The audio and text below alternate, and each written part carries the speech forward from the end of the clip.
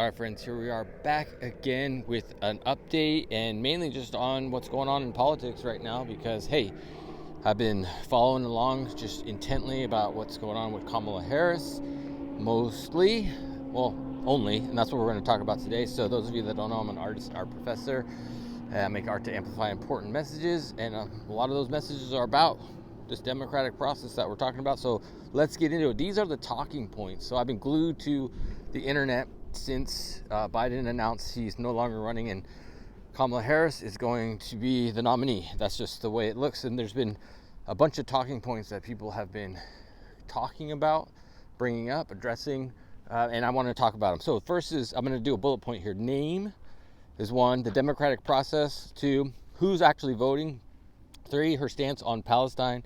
Four, and then her time as a DEA. So getting into the name. So there's been this interesting discourse around whether we should call her Harris or Kamala or whatnot. I'm of the stance that call her everything because A, she's using Kamala HQ as her own way to describe herself. So there's that. But the reason is because of the patriarchy idea. It's like, are we just blind to our own implicit biases by calling her Kamala and not Harris because of that? And I'm of the mindset of, this is a paradigm shift. We're changing the idea, and most of the most powerful women in our, a lot of the powerful women in our society go by their first name, and we know Madonna, we know,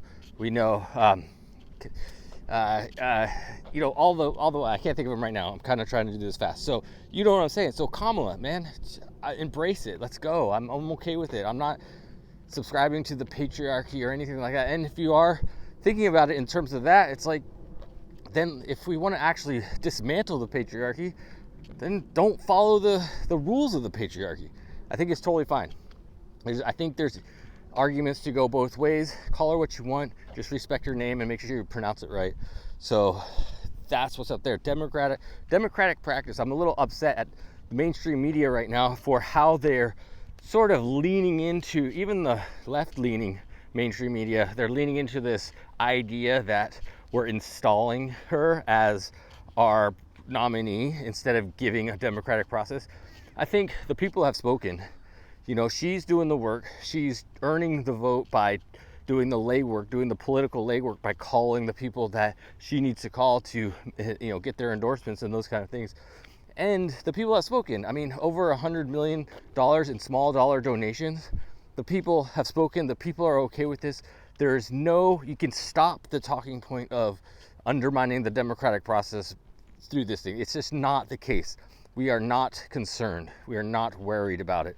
The Democratic caucus is all systems go. Let's do this. So that's a talking point that needs to stop, especially when they villainize the idea of saying like we're undermining the democratic process. So that needs to stop. Who's voting? I think thinking about like trying to win votes and those kind of ideas, I'm in polling. I'll throw polling into this category as well.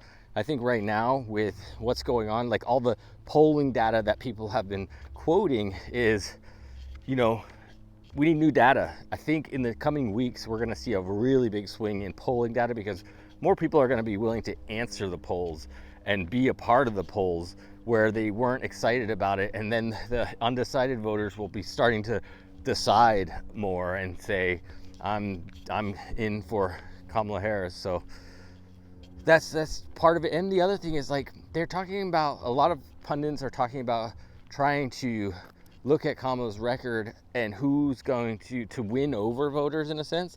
And I think it's more about activating people that weren't voting before. And I think we're going to see just a landslide amount of voters that weren't activated that will get activated. So it's not about trying to change like the independence mind. It's more just saying like, let's go. It's go time. And I don't know. I just feel like there's deliberate kind of misinterpretation of who the voters are going to be. Because, we already know nobody that's voting Republican would ever change to voting for Trump, will ever change to Kamala Harris because they're racist and misogynist and misogynoir, something I'm learning, which we'll get into the next one. So, okay, so next point is that I want to talk about is the training of,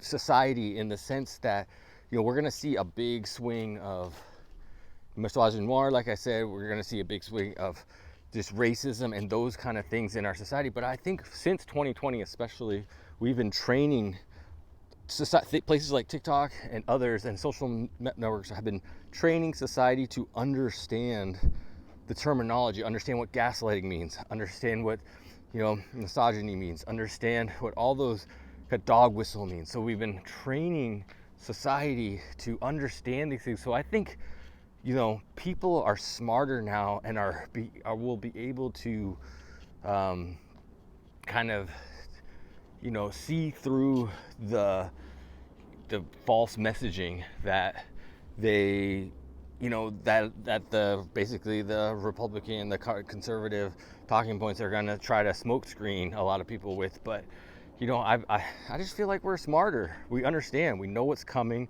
We're prepared for it. We know that there's going to be a lot of just heinous language and ideas being spewed by a lot of people, and we'll be ready to deflect it, and we won't play into it. We won't be baited by it.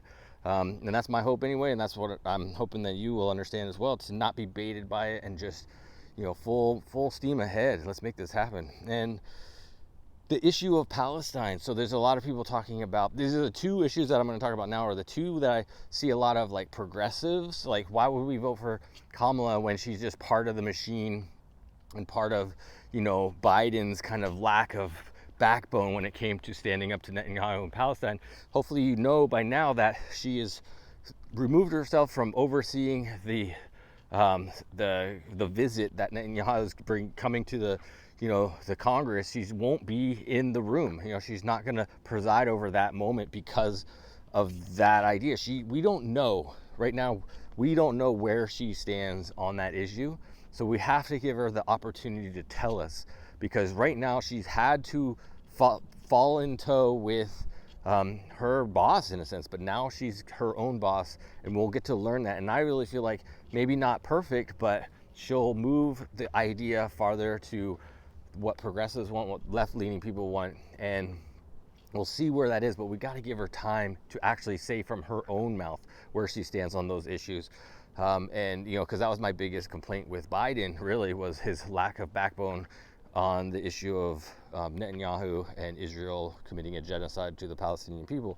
So we got to give her a little bit of grace to see where she really stands on her own and not with the administration.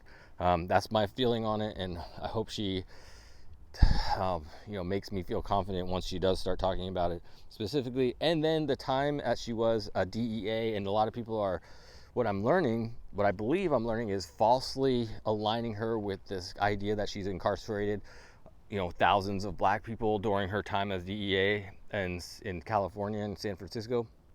And the truth is, she designed programs to help incarcerated and people that were going to be incarcerated into different paths to get them, their records clean and rehabilitated, and those ideas. So anybody that's using that talking point needs to do more research. I'll continue to do more research on my own as well.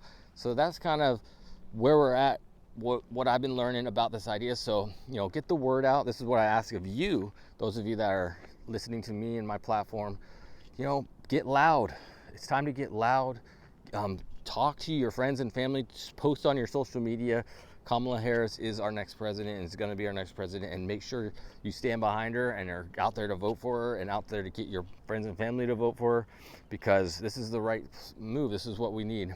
And we got to get loud about it.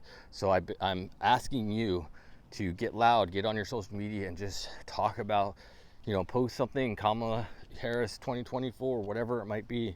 And let's get loud. All right, friends, as always, be loving, kind, and patient. Peace. Let me know if you have any questions. Post in the comments.